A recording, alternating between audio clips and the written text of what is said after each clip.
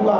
میرے مصطفیٰ نے اپنی شہادت کی انگلی کو سلائی بنایا اور اپنے لاب دہن کو علی کی آنکھوں میں لگایا. پہلے ایک آنکھ میں لگایا. دیکھو نا، ایک وقت تھا کہ علی نبی کو قریب ہو کر دیکھ رہے تھے، آج وقت ہے نبی علی کو قریب ہو کر دیکھ رہے ہیں.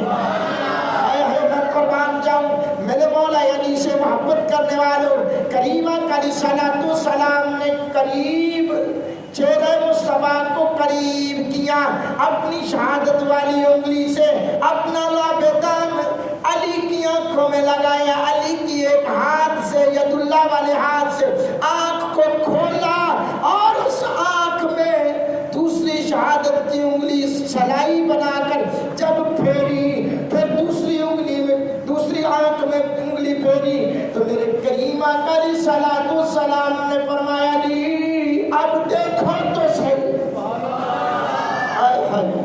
حضرات کرام قدر، منظر کشی کی بات ہے نا، عقیدت کی بات ہے نا. میرے محبوب علیہ الصلوۃ والسلام کے غلاموں، پھر کیا ہوا؟